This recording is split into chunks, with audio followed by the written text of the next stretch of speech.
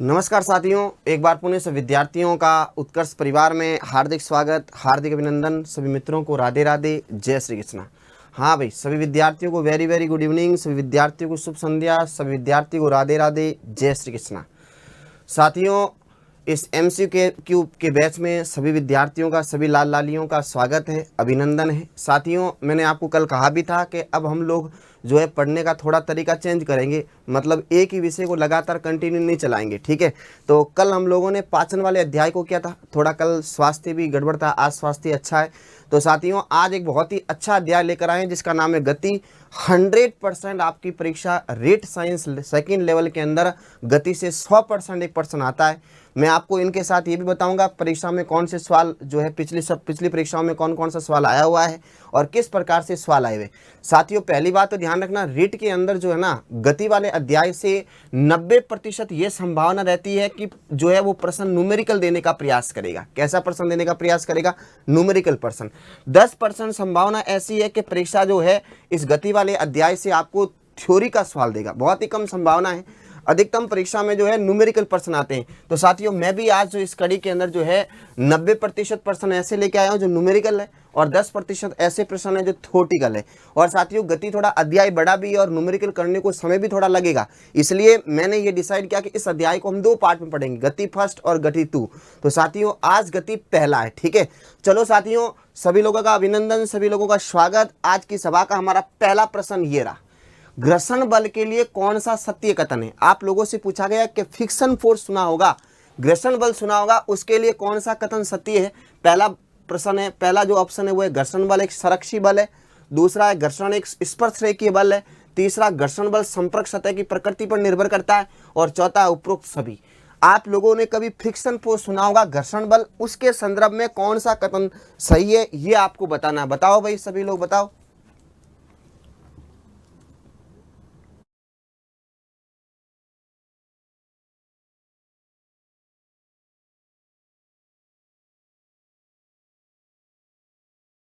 हाँ भाई, very good. अधिकतम विद्यार्थी डी आंसर दे रहे हैं। निशा जी डी दे रहे हैं, अजय जी डी दे रहे हैं, चंद्रेश जी, मुकेश जी, चेतन जी, सभी लोग डी आंसर दे रहे हैं, एकदम सही है।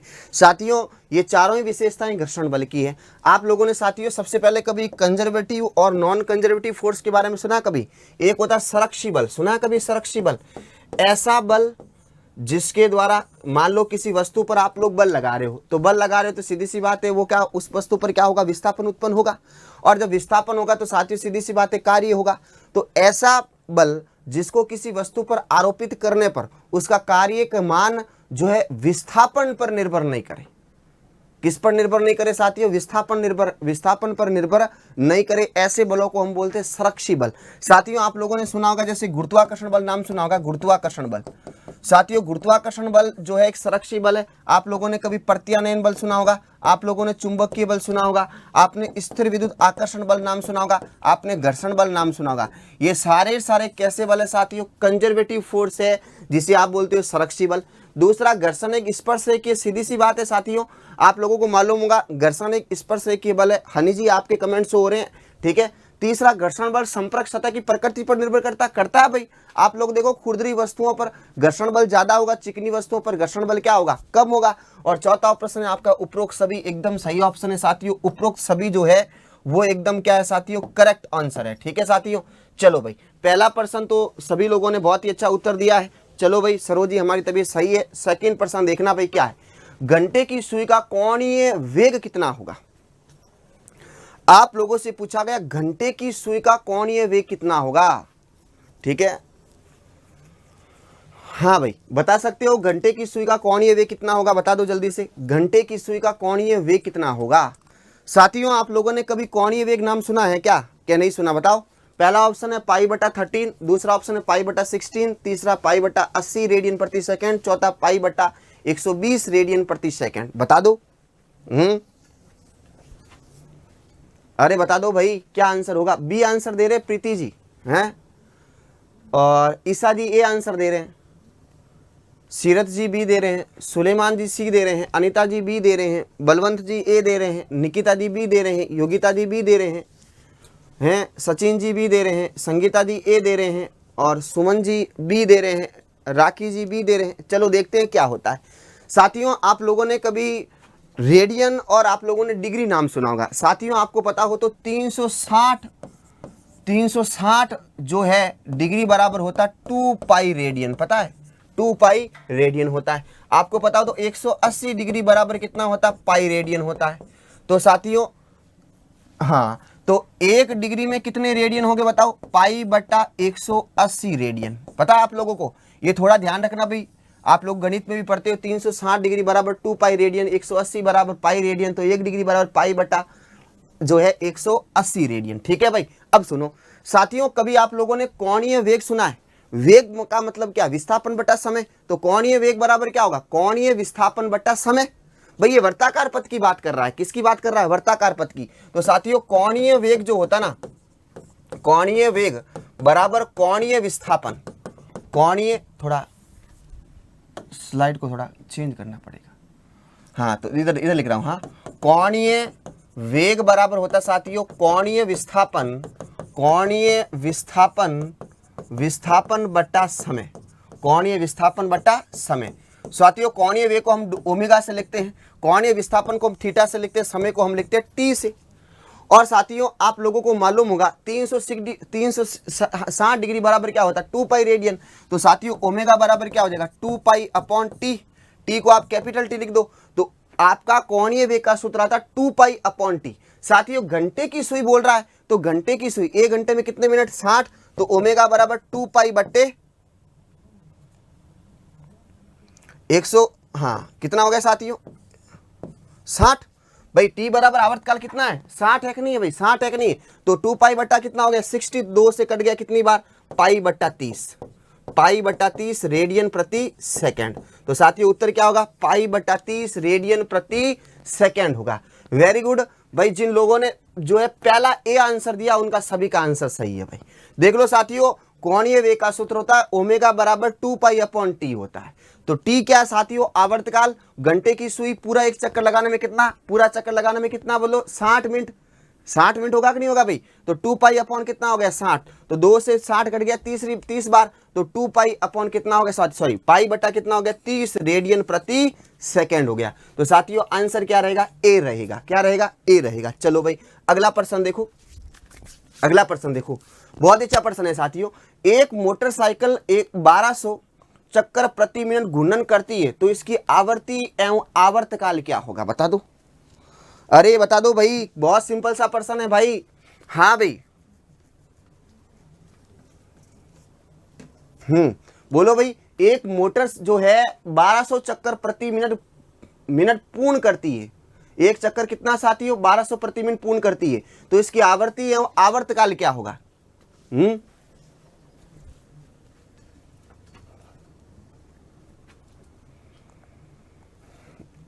हाँ भाई तीसरे का आंसर क्या होगा, बता दो जल्दी, बता दो भाई।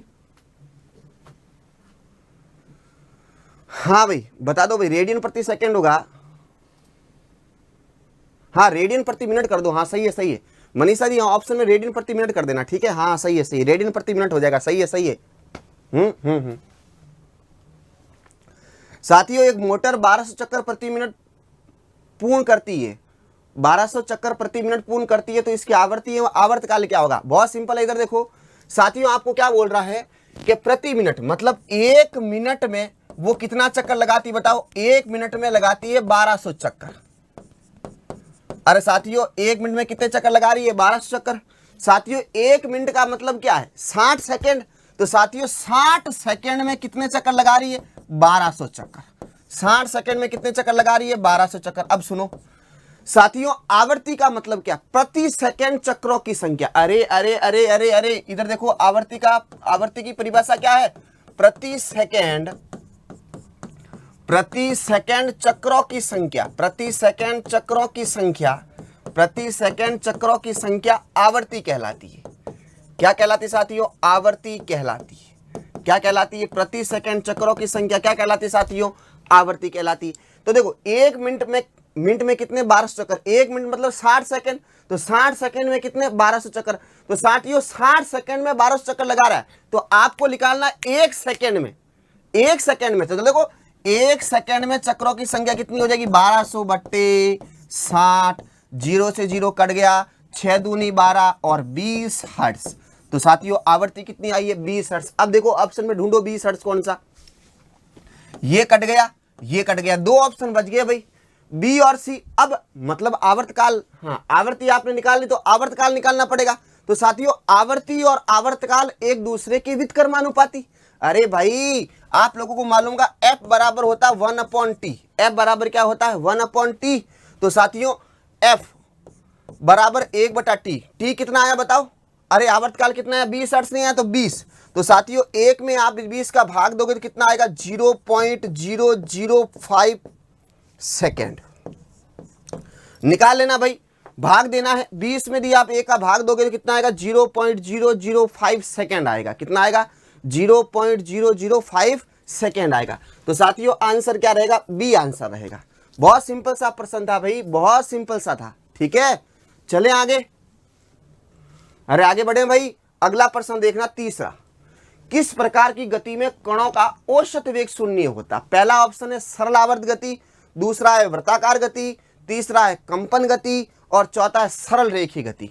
साथियों बहुत सिंपल सा प्रश्न पूछा गया आप लोगों को, किस प्रकार की गति के अंदर जो है कणों का औसत वेग शून्य रहता है। जल्दी से देखो अपना तर्क लगाओ।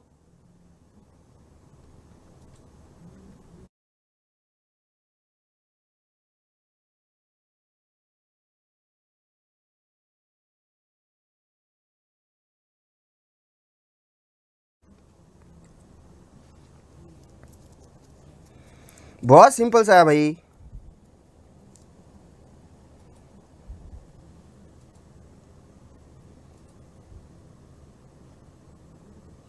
बता दो भाई क्या आंसर होगा। सी बता रहे हो कंपन गति, कुछ लोग डी बता रहे हैं, कुछ लोग साथियों ए बता रहे हैं, कुछ लोग पता नहीं क्या कह रहे हैं। भाई सही उत्तर देने का प्रयास करो। बहुत सिंपल सा प्रश्न पूछा भाई, मैंने आप लोगों को इतना भारी भरकम प्रश्न थोड़ी ना पूछा है। आप लोगों से पूछा है किस प्रकार की गति में कणों का औसत वेग शून्य होगा। भाई बहुत सिंपल सा प्रश्न था और आप लोग उसको पता नहीं क्यों हार्ड बना रहे हो इतना। रचना जी सी दे रहे हैं आंसर, बाकी लोग बताओ क्या कह रहे हैं भाई। अरे साथियों आपसे पूछा गया किस प्रकार की गति में कणों का औसत वेग शून्य रहता है, हैं?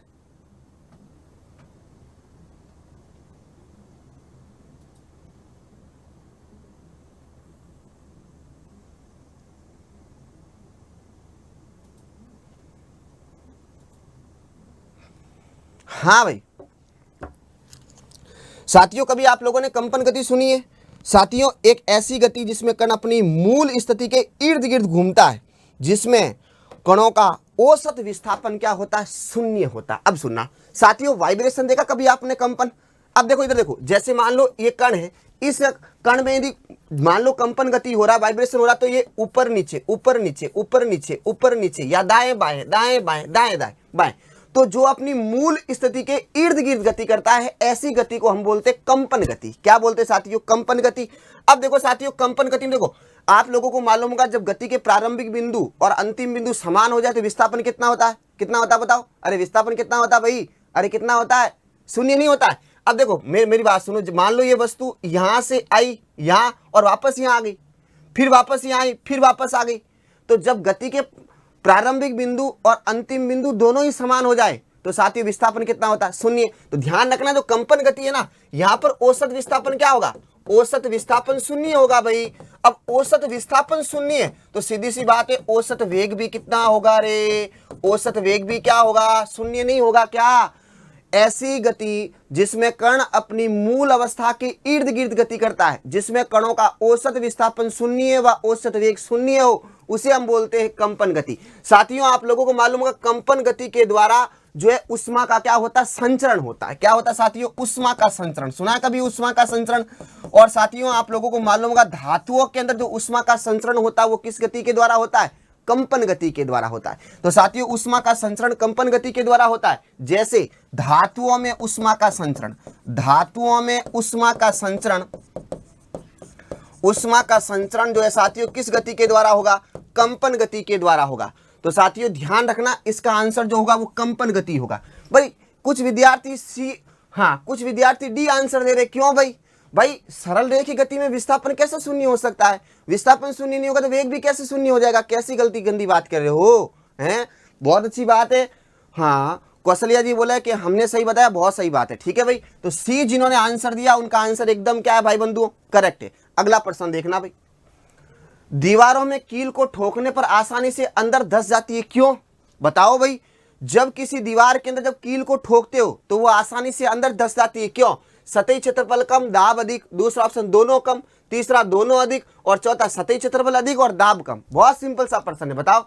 हाँ, वर्ताकार गति के अंदर साथियों, हाँ एकदम सही बोल रहे हो, वर्ताकार गति के अंदर भी औसत वेग जो है, औसत विस्थापन शून्य होता है, सही बोल रहे हो। ठीक है, तो लेकिन देखो इसमें ऑप्शन देखो ना, हाँ देखो मेरी बात सुनो, हर वर्ताकार गति के अंदर जो है साथियों विस्थापन शून्य नहीं होगा, हर वर्ताकार गति के अंदर। भाई जब मूल बिंदु है ना, गति के मूल बिंदुओं मतलब प्रारंभिक बिंदु और अंतिम बिंदु समान हो जाए तब हो जाए।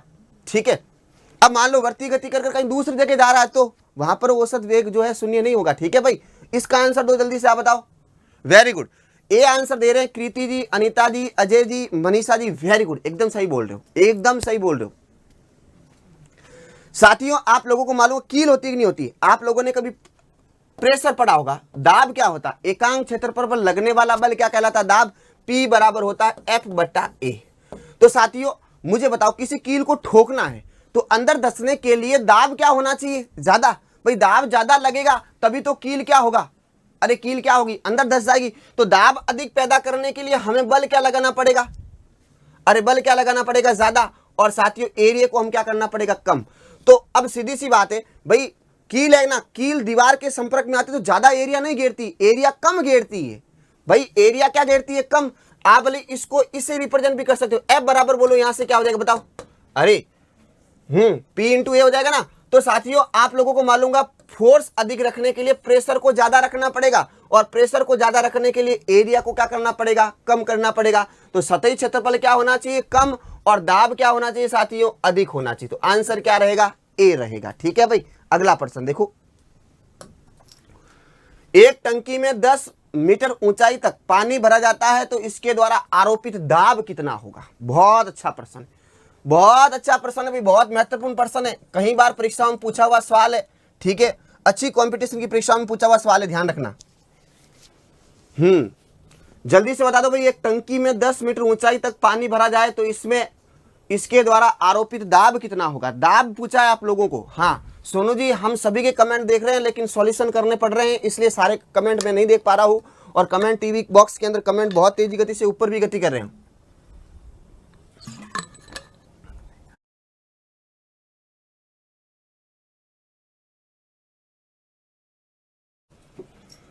हाँ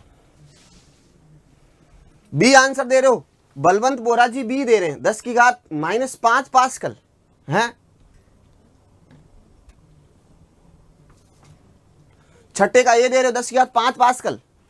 रीनू जी ए दे रहे हैं, इंदिरा जी बी दे रहे हैं, रिंकू जी बी दे रहे हैं, साक्षी जी डी दे रहे हैं, आशा जी ए दे रहे हैं, अल्फा जी ए दे रहे हैं, सुलेमान जी ए दे रहे हैं, निकी जी सी दे रहे हैं, प्रियंका जी ए दे रहे हैं। देखो देखो इधर देखो भाई साथियों, आप लोगों ने कभी दाब का सूत्र सुना होगा। सुनो देखो इधर देखो, जैसे मान लो ये कोई टंकी है, इस टंकी के अंदर पानी भर रहे हो, क्या भर रहे हो साथियों? पानी। तो मान लो पानी भर रहे हो तो पानी की ऊंचाई क्या है? h।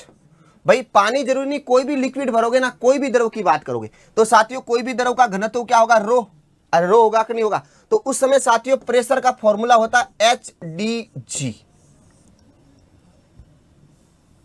ठीक है, रो भाई देखो घनत्व को आप रो से भी लिखते हो, घनत्व को हम डेंसिटी डी से भी लिखते हैं। ठीक है भाई, तो बोलिए आप फॉर्मूला P बराबर HdG बना सकते हो, P बराबर H रो जी बना सकते हो, कुछ भी कर सको। हाँ भाई, तो आपको घबराना नहीं, डेंसिटी डी फॉर भी डेंसिटी है, रो बराबर ही घनत्व डेंसिटी होता। ठीक है, तो टेंशन लेने की आवश्यकता नहीं है। तो देखो प्रेशर बराबर बोलो, हाँ तो साथियों P बराबर H, ऊंचाई बोलो कितनी दे रखी? 10 मीटर, लो साहब 10। अब पानी का घनत्व कितना होता है भाई? पानी का घनत्व कितना होता है? पानी का घनत्व 1 × 10⁻3, और G की वैल्यू कितनी होती है? 9.8 मीटर प्रति सेकेंड स्क्वायर, लगभग कितना? 10। लो साहब, तो साथियों 10⁻3, 10⁻4, 10⁻5, तो प्रेशर बराबर कितना हो गया? 10⁻5 पास्कल हो गया भाई।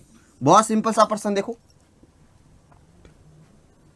10 की घात 5 पास्कल हो गया भाई, ए आंसर रहेगा। तो जिन विद्यार्थियों का ए आंसर है ना वो सही है। मधु जी आप एकदम सही हो। अगले प्रश्न की तरफ बढ़ो।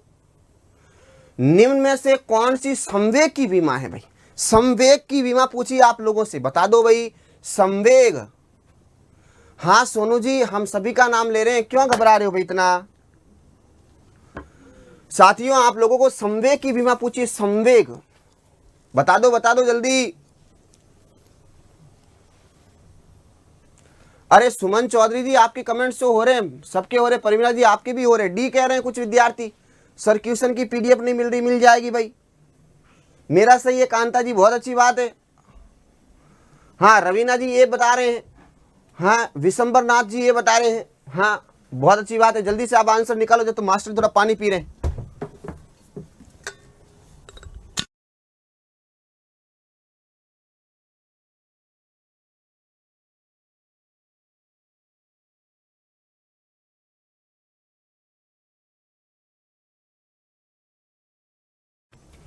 साथियों आप लोगों ने कभी संवेग नाम सुना है? संवेग देखो बहुत सिंपल सा, देखो इधर देखो। संवेग साथियों साप और संहिति वफ और वेग, मतलब संहिति और वेग का गुणनफल।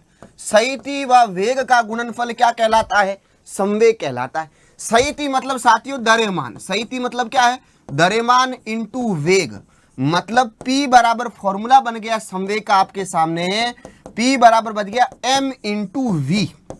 अब सुनो साथियों, आपको ध्यान रखना, द्रव्यमान की विमा को हमेशा किससे लिखते हैं? M1 से लिखते हैं। यदि 1 है तो M, 2 है तो M2, और लंबाई को हम लिखते हैं साथियों L से लिखते हैं, L से लिखते हैं।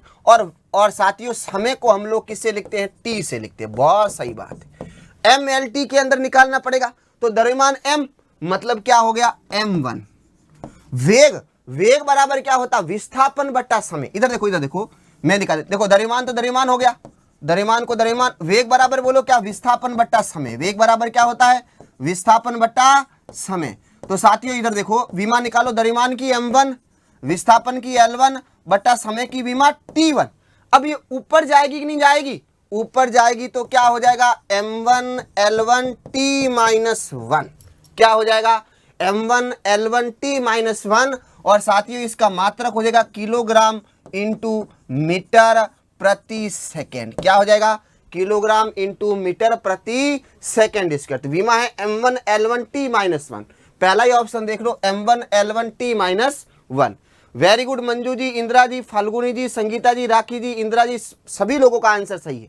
अगला प्रश्न देखो, एक वस्तु पर प्रभावी बल का मान 1200 न्यूटन है, तो कितने समय में 50 किलो द्रव्यमान की वस्तु का वेग 120 मीटर प्रति सेकंड से 220 मीटर प्रति सेकंड हो जाएगा? बहुत सिंपल प्रश्न, बहुत सिंपल प्रश्न है भाई। बता दो आप लोग, बता दो भाई, बहुत सिंपल सा प्रश्न आप लोगों को दिया गया है।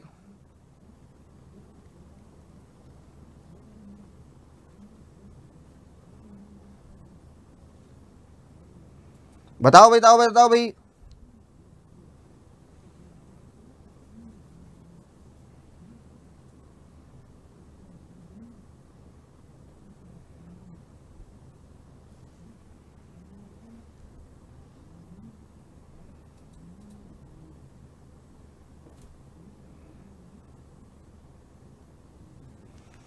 हाँ भाई 8वें प्रश्न का आंसर कौन दे रहा है?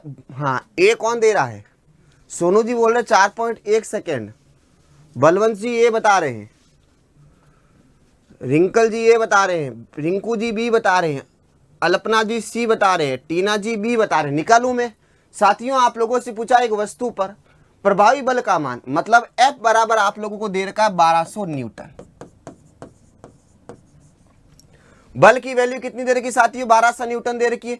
कितने समय में 50 किलोग्राम की द्रव्यमान की वस्तु का वेग 120 से 220, मतलब आपको द्रव्यमान दे रखा है 50 किलो,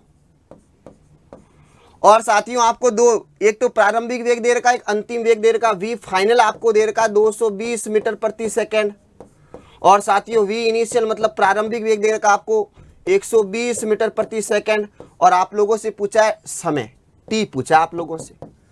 साथियों आप लोगों ने कभी बल का सूत्र सुना होगा। साथियों F बराबर क्या होता है? F बराबर होता है ma, बल बराबर द्रव्यमान इंटू त्वरण। तो साथियों आप लोगों को मालूम होगा m बराबर F बराबर m, वेग बराबर त्वरण बराबर क्या होता है, विस्थापन में परिवर्तन की दर, मतलब a बराबर होता dv बटे dt। अरे dv बटे dt। साथियों आप लोगों को पूछा गया dt, मतलब समय पूछा ना, dt पूछा भाई, तो निकालो यहां से। साथियों dt बराबर बोलो क्या होगा, dt बराबर m into D upon f। द्रव्यमान कितना 50 dv, वेग में अंतर कितना बताओ, देखो dv निकालो यहां से, dv बराबर क्या होगा, v final minus v initial. v final कितना 220, v इनिशियल कितना 120 बराबर 100 मीटर प्रति सेकंड। तो लिख लो मान इंटू 100 बट्टा 1200। साथियों जीरो से जीरो कट गया, जीरो से जीरो कट गया, 50 बट्टे 12 में भाग दोगे साथियों तो आंसर आएगा आप लोगों का 4.1 सेकेंड। कितना आएगा साथियों, 4.1 सेकेंड।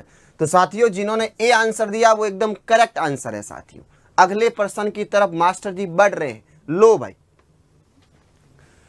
किसी वस्तु को पृथ्वी से बाहर निकालने के लिए न्यूनतम कितने वेग की आवश्यकता है, बता दो भाई।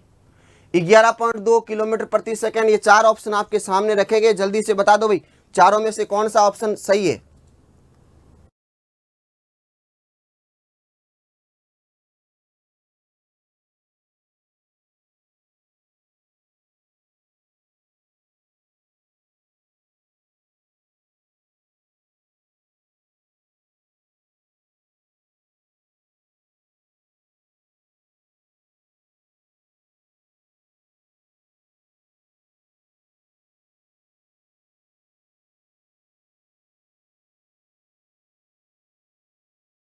बहुत सारे विद्यार्थी ये आंसर दे रहे हैं भाई, क्या बात कर रहे हो।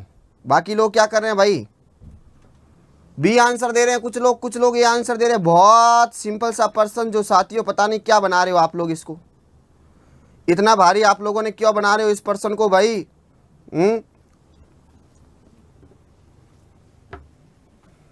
साथियों आंसर होगा उपरोक्त सभी। क्या कर रहे हो आप लोग, कुछ लोग ए दे रहे हैं, कुछ बी दे रहे हैं, कुछ सी दे रहे हैं, क्यों भाई। अरे भाई बंधुओं, आप लोगों ने कभी सुना होगा प्लाइन वेग, या जिसे आप बोलते हो एस्केप वेलोसिटी। साथियों प्लाइन वेग का मतलब है वह न्यूनतम वेग, वह न्यूनतम वेग जिस पर किसी वस्तु को छोड़ा जाए तो वस्तु गुरुत्वाकर्षण, पृथ्वी के गुरुत्वाकर्षण बल से बाहर निकल जाए, उस वेग को आप बोलते हो प्लाइन वेग।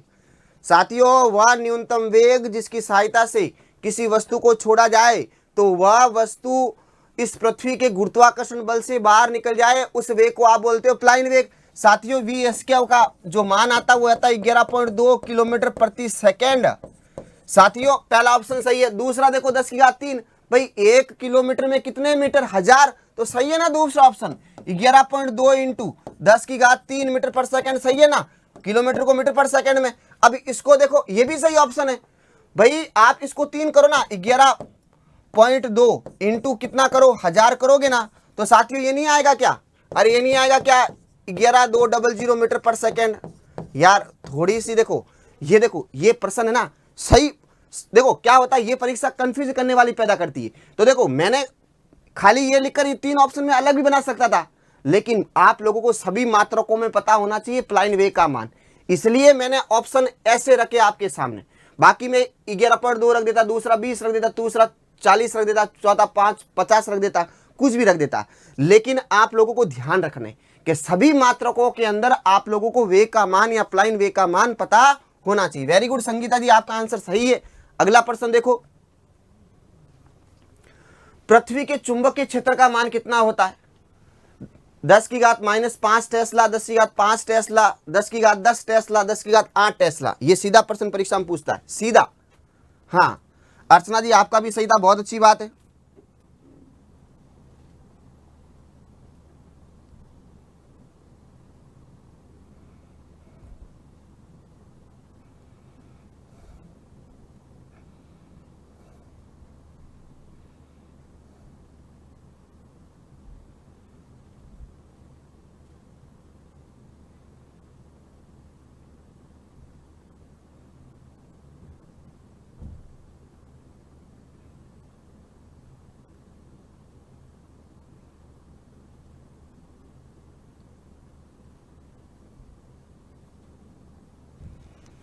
अरे भाई बताओ भाई क्या आंसर होगा। हैं रतन जी बोल रहे मेरा भी सही है, बहुत अच्छी बात है। इधर देखो रतन जी, मैं निकालूं आंसर। हाँ सरोज जी आपके कमेंट शो हो रहे हैं। साथियों इसका आंसर जो है ए, अंबिना जी का आंसर एकदम सही है, परवीन जी का आंसर सही है। साथियों आप लोगों को मालूम होगा कि जो हमारी पृथ्वी है कि नहीं, ये हमारी पृथ्वी है साथियों, इस पृथ्वी के चारों तरफ क्या होता है, चुंबकीय क्षेत्र होता है। क्या होता है साथियों, चारों तरफ चुंबकीय क्षेत्र होता है। और साथियों इस चुंबकीय क्षेत्र का मान 10⁻⁻5 टेस्ला होता है। भाई बंधुओं आप लोगों को मालूम होगा, साथियों आप लोगों को मालूम होगा, जैसे मंगल ग्रह वर्तमान में सुना होगा, चांद आप लोगों ने सुना होगा, वहां पर जीवन की संभावनाएं कम है। क्यों? क्योंकि वहां पर चुंबकीय क्षेत्र नहीं है। मंगल ग्रह का स्वयं का चुंबकीय क्षेत्र नहीं है, हमारा चांद उसका भी स्वयं का चुंबकीय क्षेत्र नहीं है।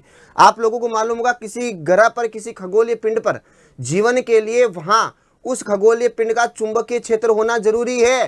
क्यों? क्योंकि सूर्य से आने वाली हानिकारक रेडिएशन से सुरक्षा कौन देता है? चुंबकीय क्षेत्र तो देता है। सूर्य से आने वाला हानिकारक विकिरण, गामा रेस जो है, एक्स रेस, इससे हमारी प्रोटेक्शन करता है। और साथियों हमारे पृथ्वी का स्वयं का जो चुंबकीय क्षेत्र जो होता है 10⁻⁻5 टेस्ला होता है। कितना होता है? 10⁻⁻5 टेस्ला। ठीक है भाई, चलो भाई अगला प्रश्न देखो। किसी चुंबक के चुंबकीय गुणों को किस प्रकार नष्ट किया जा सकता है? चुंबक को गर्म कर चुंबक को पीटकर लंबे समय तक चुंबक को खुला छोड़ दिया जाए, या उपरोक्त सभी? जल्दी से बता दो भाई। बलवंत जी बोल रहे मेरा सही है, बहुत अच्छी बात है बलवंत जी।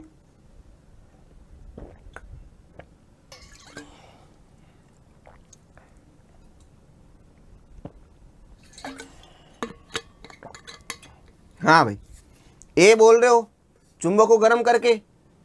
पहले तो ये बताओ क्या किसी चुंबक के चुंबकीय गुणों को नष्ट कर सकते हैं क्या? क्या दुनिया की कोई ताकत ऐसी है क्या चुंबकीय गुणों को नष्ट कर दे?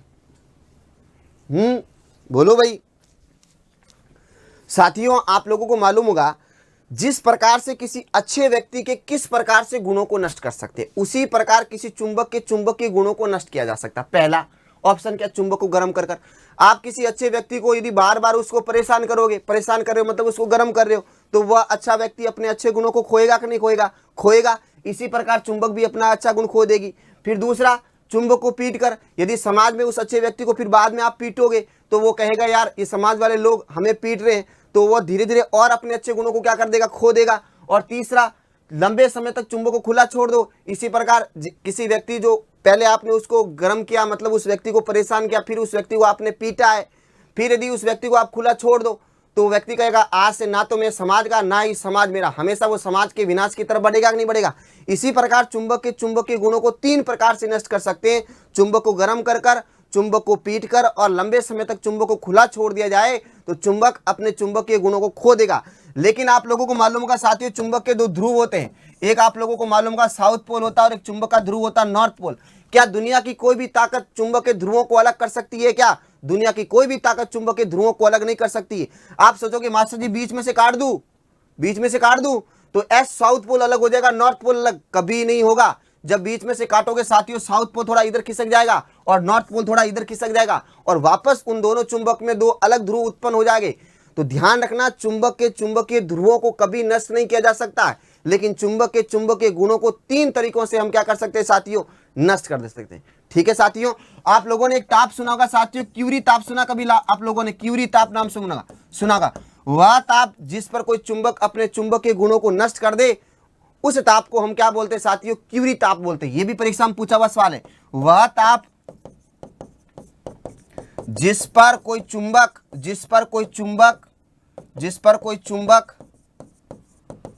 अपने चुंबकीय गुणों को खो दे, अपने चुंबकीय गुणों को खो दे, उस ताप को हम क्या बोलते हैं साथियों? क्यूरी ताप बोलते हैं। ठीक है भाई।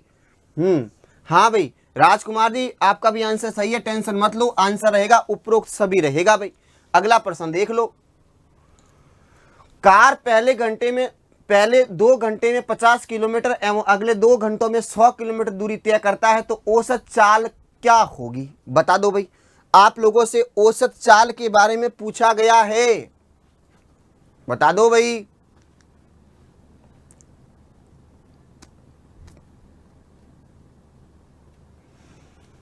साथियों पहला ऑप्शन है 37.5 किलोमीटर प्रति आवर, दूसरा 40 किलोमीटर प्रति आवर, तीसरा 80 किलोमीटर प्रति आवर और चौथा 30 किलोमीटर प्रति आवर हैं। अरे हाँ भाई, सभी लोगों के कमेंट्स हो रहे हैं, मेरे राइट था, बहुत अच्छी बात है संतोष जी। 12वें का आंसर क्या होगा? ए दे रहे हैं क्या? मुकेश जी ए दे रहे हैं, पूरन जी ए दे रहे हैं, हाँ भाई पूरनमाल जी ए दे रहे हैं, रिंकल जी ए दे रहे हैं, कुसुम जी ए दे रहे हैं, रचना जी डी दे रहे हैं। देखते हैं भाई साथियों, औसत चाल का सूत्र क्या होता है बताओ? औसत चाल बराबर होता है, क्या पूछा? औसत चाल पूछे ना। औसत चाल बराबर औसत वेग बटा औसत समय, औसत समय। और साथियों औसत कैसे निकालते हैं? राशियों का योग बटा राशियों की संख्या। तो साथियों औसत चाल कितनी है? देखो 50 + 100 बटा समय कितना बताओ?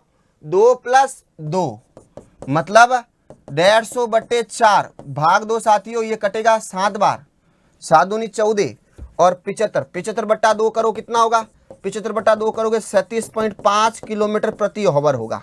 कितना होगा? 75.5 किलोमीटर प्रति आवर। तो साथियों आंसर रहेगा ए रहेगा। वेरी गुड जिन विद्यार्थियों ने ये आंसर दिया है। अगला प्रश्न देखो, निम्न में से कौन सी बल की विमा है? भाई आप लोगों से पूछा है बल की विमा क्या है, बहुत सिंपल सा भाई, निकाल लो। साथियों आप लोगों को बल और कार्य दो की तो विमा आनी चाहिए, कहीं परीक्षा में बल और कार्य की विमा बहुत अधिक मात्रा में पूछती है, तो देख लो क्या रहेगा इसका आंसर। 4 ऑप्शन दे रखे आपके सामने और बल की विमा पूछिए, बहुत सिंपल सा प्रश्न है। आप लोग विज्ञान के जो है ज्ञानी लोग हो और विज्ञान से अपना अच्छा संबंध भी रखते हो, तो साथियों सीधी सी बात है, ये 8वीं क्लास से भी शुरू हो जाता है बल। तो बल की विमा तो आप लोगों को मालूम भी होनी चाहिए, ठीक है। हाँ सत्येंद्र जी क्या होगा? ए आंसर दे रहे हो, M1 L1 T-2। Very good, हाँ वेरी गुड, जिन्होंने ए आंसर दिया है M1 L1 T-2 सही है। साथियों बल जो होता है F बराबर होता है M × A। द्रव्यमान की विमा होती है M1, त्वरण की विमा होती है L1 T-2। तो साथियों बल की विमा क्या होगी? M1 L1 T-2। साथियों कार्य की भी याद रखना, कार्य बराबर क्या होता है? बल इंटू विस्थापन नहीं होता है क्या? होता है मास्टर जी, क्यों नहीं होता है? और बल की विमा क्या है? M1 L1 T-2 into L1, तो क्या हो गया? M1 L2 T-2। तो कार्य की विमा है M1 L2 T-2 और बल की विमा M1 L1 T-2। ठीक है साथियों, तो ए आंसर रहेगा इसका। अगला प्रश्न देखो, पृथ्वी के केंद्र बिंदु पर G का मान कितना होता है? G बराबर 9.8, G बराबर 10, G बराबर 0, नन ऑफ दीज, इनमें से कोई नहीं, बता दो भाई।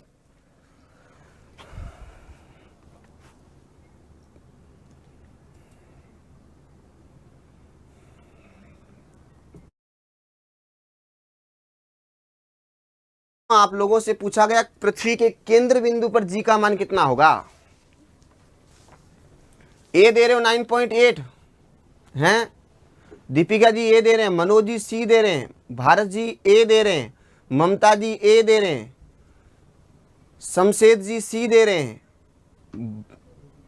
भाविया श्री ए दे रहे हैं, रेखा जी सी दे रहे हैं, पूजा जी ए दे रहे हैं, मंजू जी सी दे रहे हैं। साथियों आप लोगों को मालूम होगा, साथियों इधर देखो,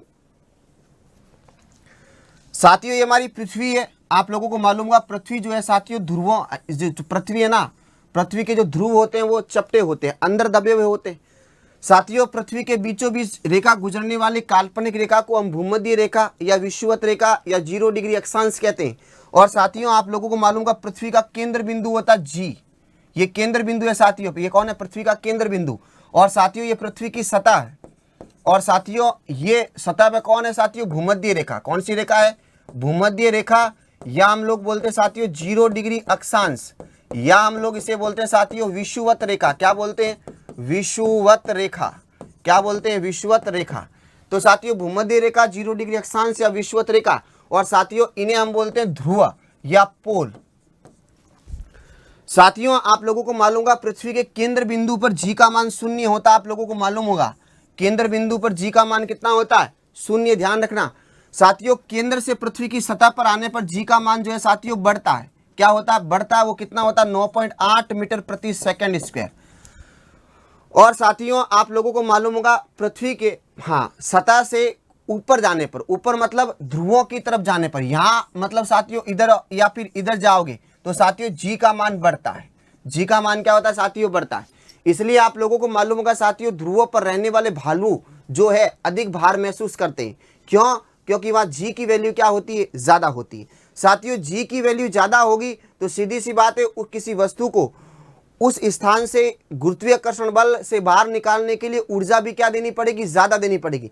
इसलिए आप लोगों को मालूम होगा साथियों जो हमारे अंतरिक्ष जो है, जो हमारे जहां से किसी उपग्रह को हम लॉन्च करते हैं, जो सैटेलाइट को लॉन्च करते हैं, वह जो होता है वो हमेशा कहाँ होता है? भूमध्य रेखा के पास बनाए जाते हैं, कभी भी ध्रुवों पर नहीं बनाते। ध्रुवों पर जी का मान सबसे ज्यादा होता है, तो ध्यान रखना सबसे ज्यादा होता है जी ध्रुवों पर।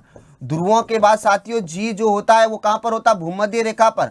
और साथियों सबसे कम जो होता है वो जी बराबर होता है साथियों केंद्र पर। और ध्यान रखना केंद्र पर जी का मान क्या होता है? 0 होता है। इसलिए कोई वस्तु जो है पृथ्वी के केंद्र बिंदु पर कैसा महसूस करेगी? भारहीनता। कैसा महसूस करेगी साथियों? भारहीनता। मतलब उस व्यक्ति को बिल्कुल भी भार नहीं लगेगा। फिर एक और याद रखना साथियों, जी जो होता है वो सूर्य पर सबसे ज्यादा होता है। सूर्य के बाद साथियों जी जो होता है वो जी मंगल ग्रह पर ज्यादा होता है। मंगल के बाद जी सूर्य के बाद जी जो है साथियों पृथ्वी याद रखना, पृथ्वी के बाद जी मंगल ग्रह याद रखना, और साथियों मंगल के बाद जी जो है चांद पर याद रखना। तो साथियों सूर्य पर जी की वैल्यू सबसे ज्यादा है, उसके बाद पृथ्वी, उसके बाद मंगल और उसके बाद चांद याद रखना। ठीक है भाई। तो केंद्र बिंदु पर जी का मान कितना होता है साथियों? 0 होता है। कितना होता है? 0 होता है। ठीक है। हाँ आगे बढ़े भाई। एक विद्यार्थी जी बराबर GM/r²। अभी देखते हैं, इधर देखो अगली बात साथियों, पृथ्वी पर व्यक्ति का भार 120 N मतलब साथियों न्यूटन है, तो इसका द्रव्यमान चांद पर कितना होगा? बता दो भाई। बहुत सिंपल सा प्रश्न है भाई। आप लोगों को चांद पर उस वस्तु का द्रव्यमान पूछा है भाई, बताने की ताकत रखो रे मेरे लाल लालियों।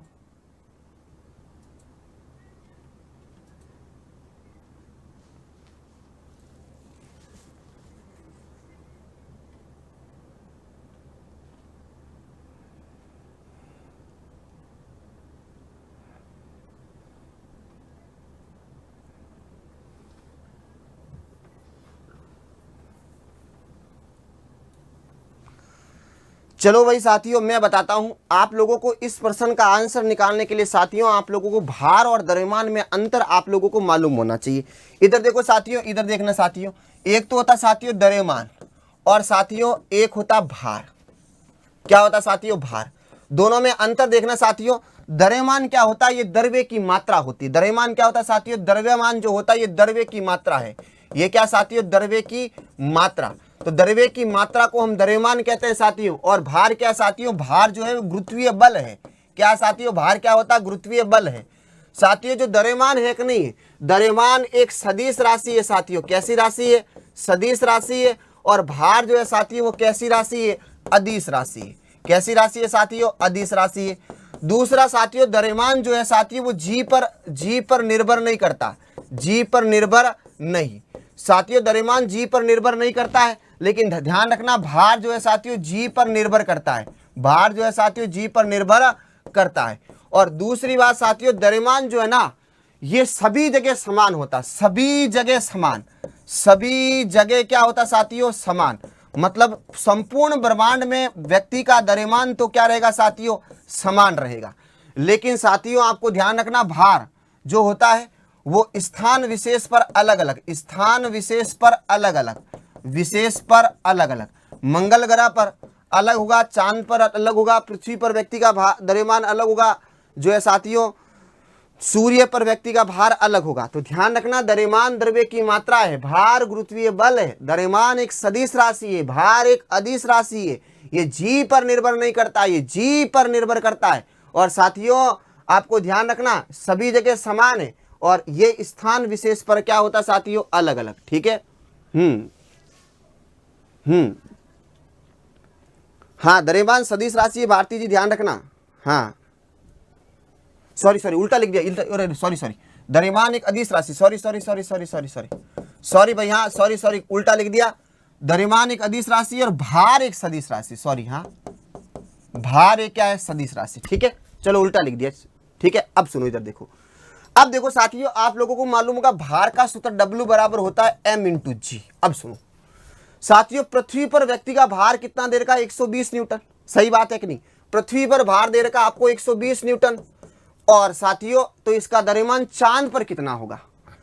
तो साथियों आप लोगों को मालूम होगा कितना होगा, बता दो। बहुत सिंपल सा बात है साथियों, M ज्ञात करना है और पृथ्वी पर व्यक्ति का जो साथियों G कितना लगेगा, 10। तो M बराबर कितना हो जाएगा, 120 बटे 10। 10 जीरो से जीरो कट गया और कितना आ गया, 12 किलोग्राम। तो साथियों 12 किलो जिन्होंने आंसर दिया है वो सही है। ठीक है, वो सही कर दिया मैंने, सदिश सदिश। ठीक है भाई, गलती से लिख दिया। ठीक है, अगला प्रश्न बड़े भाई, जी क्या दिया है, उल्टा लिख दिया सर। क्या लिख दिया, द्रव्यमान एक द्रव्य की मात्रा, ये गुरुत्वीय बल है। सही है साथियों, अदिश राशि है, सदिश राशि है, जी पर निर्भर नहीं। सही है, ये जी पर निर्भर सही है, सभी जगह समान सही है और सभी स्थान विशेष पर अलग अलग। सही लिखा। ठीक है, चलो अगला प्रश्न देखो क्या कह रहा है साथियों। एक वस्तु का वेग अथवा चाल 10 सेकंड में 54 किलोमीटर प्रति आवर से 72 किलोमीटर प्रति आवर हो जाए और वस्तु का द्रव्यमान 50 किलोग्राम है, तो बाह्य बल कितना होगा? बहुत सिंपल सा प्रश्न है भाई, बहुत सिंपल सा प्रश्न है। थोड़ा पेन कॉपी चलाओगे तो साथियों आंसर भी निकल जाएगा।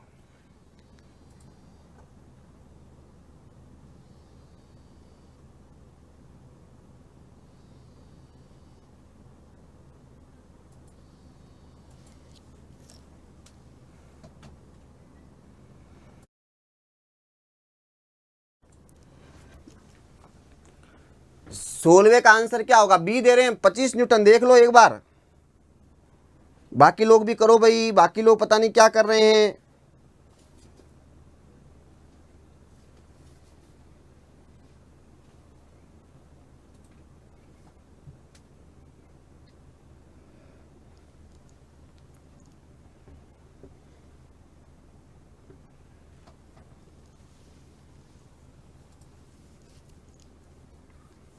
हाँ भाई मैं निकालू।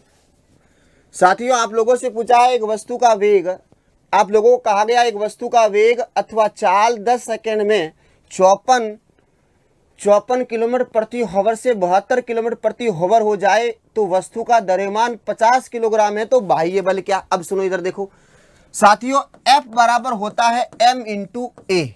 तो साथियों F बराबर N, M और A होता है साथियों dV बटे dt।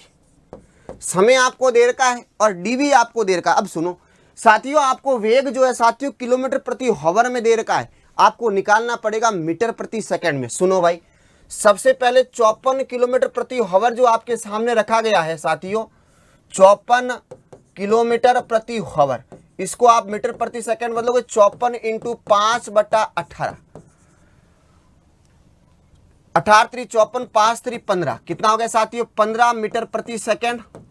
और उसके बाद 72 किलोमीटर प्रति हॉवर को मीटर पर सेकंड में कन्वर्ट करो, 72 इंटू 5/18, 18 चौक 72, 8 चौक 32, 5 चौक 20, तो ये आया 20 मीटर प्रति सेकंड। साथियों ये आपको दे रखा V इनिशियल, ये दे रखा आपको V फाइनल, तो डेल्टा V बराबर क्या होता है? V final minus V initial. Final कितना? 20 इंटू इनिशियल कितना? -15 कितना? तो 5 मीटर प्रति सेकंड आया भाई। तो साथियों अब फॉर्मूले में लिख दो, F बराबर M कितना दे रखा? 50 किलोग्राम, 50।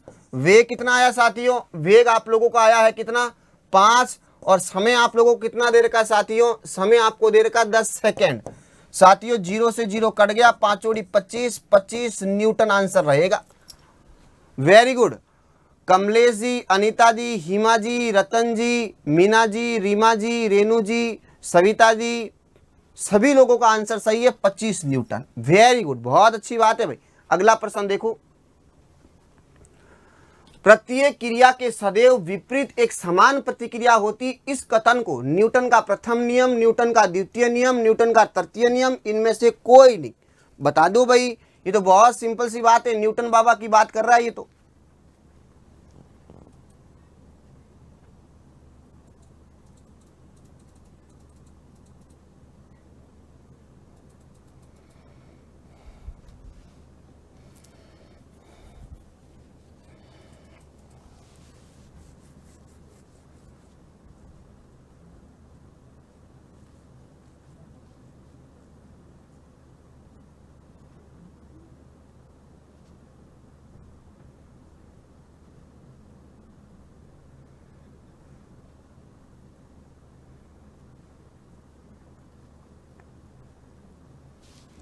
हाँ भाई, सी आंसर दे रहे हो, तृतीय नियम एकदम सही बात है।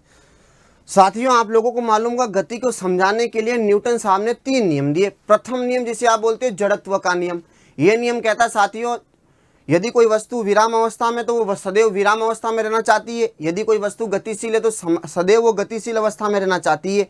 यदि किसी वस्तु को विराम अवस्था से गतिशील अवस्था में अथवा गतिशील अवस्था से विराम अवस्था में लाना है तो एक बाह्य कारक की आवश्यकता है जिसे आप बोलते हो बल। तो साथियों गति का पहला नियम बल को परिभाषित करता है जिसे आप बोलते हो जड़त्व का नियम। साथियों गति का दूसरा नियम कहता है कि जो बल होता है वो संवेग में परिवर्तन की दर के क्या होता है, समानुपाती। और गति का दूसरा नियम कहलाता है संवेग संरक्षण का नियम। और गति का दूसरा नियम जो साथियों बल के गणितीय निरूपण को प्रतिपादित करता है। और साथियों गति का तीसरा नियम, प्रत्येक क्रिया की एक जो है विपरीत क्या होती है, प्रतिक्रिया। लेकिन ध्यान रखना क्रिया और प्रतिक्रिया दोनों ही साथियों क्या होती है, एक जो क्रिया व प्रतिक्रिया दोनों ही दो अलग अलग वस्तुओं पर होती है। जो प्रतिक्रिया होती है वो हमेशा जो क्रिया के क्या होती है साथियों, विपरीत दिशा में होती है। ठीक है साथियों, तो ये न्यूटन का तीसरा नियम है साथियों जिसे आप बोलते हो क्रिया प्रतिक्रिया का नियम, एक्शन रिएक्शन लॉ, क्रिया प्रतिक्रिया नियम बोलते हैं। ठीक है भाई बंधुओं, तो आंसर रहेगा इसका सी रहेगा भाई। 18वां प्रश्न क्या कह रहा साथियों, 27 किलोग्राम भार किसके तुल्य होगा। ये रीट साइंस का ही सवाल है साथियों, ये रीट साइंस के अंदर जो है साथियों सेकंड लेवल के अंदर ही रीट में आया हुआ प्रश्न है। साथियों बोल रहे आलिंद नीले में कौन बड़ा है। साथियों ध्यान रखना, जो हृदय है ना ये हृदय, तो ध्यान रखना साथियों आप लोगों को मालूम होगा जो है आलिंद जो होते हैं वो बड़े होते हैं और नीले साथियों क्या होते हैं, छोटे होते, ध्यान रखना। ठीक है, अरे सॉरी उल्टा बोल दिया साथियों। ये ना नीचे वाले ये नीले क्या होते हैं साथियों, बड़े होते हैं और आलिंद क्या होते हैं, छोटे होते। ध्यान रखना, नीले बड़े होते हैं और आलिंद क्या होते हैं, छोटे होते। ठीक है भाई, आलिंद बड़े व नीले क्या होते हैं, छोटे होते हैं। ठीक है, आलिंद का आकार बड़ा होता है। अरे उल्टा कैसे बोल रहा हूं यार, सॉरी भाई, हाँ उल्टा बोल दिया भाई। और मैंने ऊपर वाले आलिंद है ना और नीचे वाले नीले है, तो ध्यान रखना साथियों, सबसे ये बड़े होते हैं, नीले बड़े होते हैं और आलिंद क्या होते हैं, छोटे। सॉरी भाई मुंह से गलत निकल गया। ठीक है, नीले बड़े होंगे और आलिंद क्या होंगे, छोटे होंगे। ठीक है, इसका आंसर दो बताओ साथियों। 27 किलोग्राम भार तुल्य होगा साथियों, सीधा सा फॉर्मूला है यार साथियों, F बराबर M इंटू जी लगाओ ना। M बराबर कितना बताओ, M बराबर होगा साथियों आपको 27 इंटू जी का मान रखना पड़ेगा 9.8। अब गुना भाग करना पड़ेगा भाई साथियों, गुना भाग कर लूं मैं, चलो सीधा गुना भाग कर लेते हैं, देखो कितना होगा।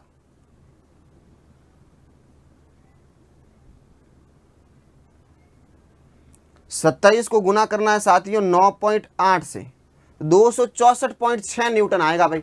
सी आंसर रहेगा साथियों, कितना रहेगा, सी आंसर रहेगा 264 पॉइंट। ठीक है, अगला प्रश्न लो भाई, ये भी आपके रीट की परीक्षा में आया हुआ प्रश्न है प्रीवियस ईयर के अंदर। एक दोलन करते हुए सरल लोलक के लिए निम्न में से कौन सा कथन सत्य है। अधिकतम विस्थापन अवस्था में स्थित ऊर्जा न्यूनतम, अधिकतम विस्थापन अवस्था में स्थित ऊर्जा अधिकतम, माध्य अवस्था में गतिज ऊर्जा न्यूनतम, माध्य अवस्था में स्थित ऊर्जा अधिकतम। बता दो भाई कौन सा कथन सत्य है।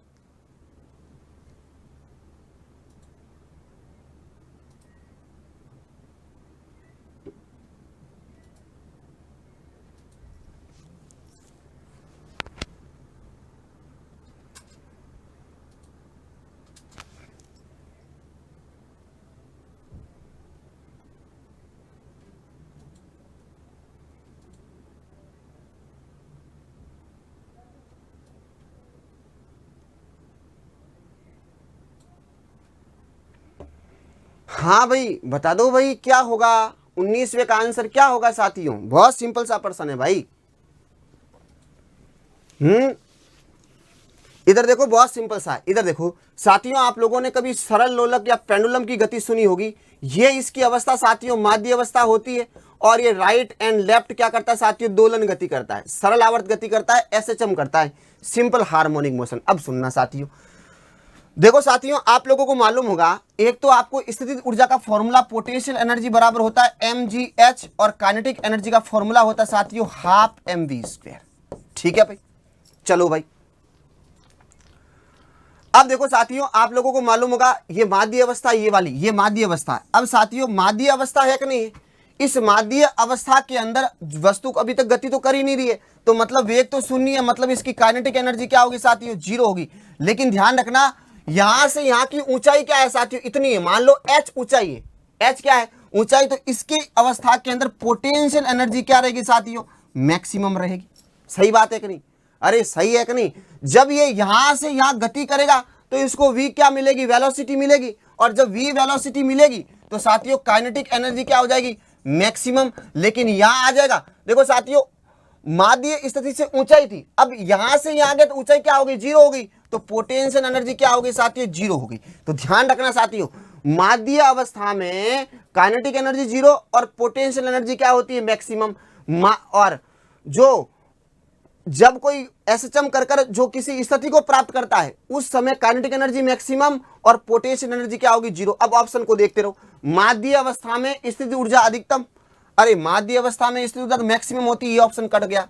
मादीय अवस्था में गतिज ऊर्जा न्यूनतम, अरे मादीय अवस्था में गतिज ऊर्जा क्या है, मैक्सिमम है ना भाई, तो ये भी गलत हो गया, दोनों ऑप्शन कट गए।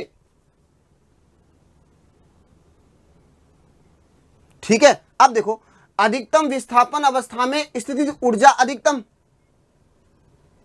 अधिकतम ये यहां पर आया, यहां पर अधिकतम विस्थापन अवस्था में स्थिति ऊर्जा अधिकतम, न्यूनतम होगी भाई, अधिकतम विस्थापन अवस्था में स्थिति ऊर्जा न्यूनतम, ये सही है भाई, ए आंसर रहेगा, अरे ए आंसर रहेगा भाई।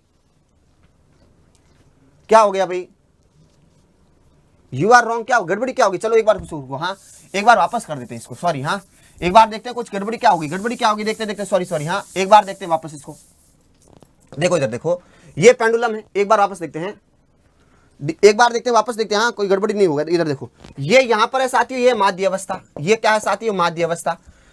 साथियों इस माध्य अवस्था में यहां से यहां तक बात करोगे तो पोटेंशियल एनर्जी मैक्सिमम नहीं होगी क्या, मैक्सिमम ही होगी ना यार। तो देखो माध्य अवस्था में स्थिति ऊर्जा अधिकतम, सही है ना यार, सही है सही है सही है, डी आंसर सही है भाई। देखो माध्य अवस्था में स्थिति ऊर्जा अधिकतम, सही है सही है, डी आंसर सही है सही है। देखो ये माध्य अवस्था है ना, यहां पर काइनेटिक एनर्जी क्या होगी, सही लिखा ना, जीरो, पोटेंशियल एनर्जी मैक्सिमम, और यहां पर क्या होगा बोलो, काइनेटिक एनर्जी क्या होगा बोलो, मैक्सिमम, और पोटेंशियल एनर्जी क्या होगी, जीरो।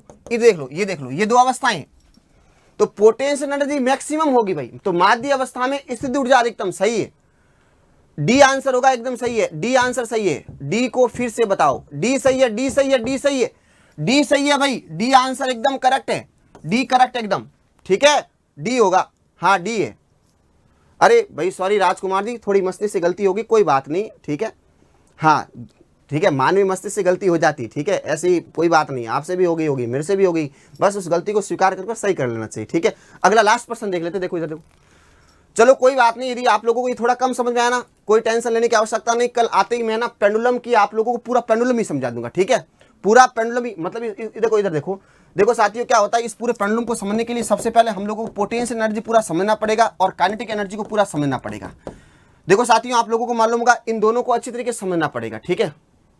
चलो इस दोनों को और इस पेंडुलम की कल है ना 3-4 क्वेश्चन और पेंडुलम को जोड़कर मैं आपको पेंडुलम पूरा ही वापस समझा दूंगा, ठीक है, पेंडुलम ही पूरा समझा दूंगा, ठीक है भाई। चलो एक बार देखते हैं अगला पर्सन, नेक्स्ट पर्सन देखो, चलो भाई ये लास्ट पर्सन देख लो एक बार। 0.75 द्रव्यमान का एक पिंड छत से टंगी डोरी से लटका हुआ, डोरी द्वारा पिंड पर अधिकतम बल, बहुत सिंपल सा, देख लो।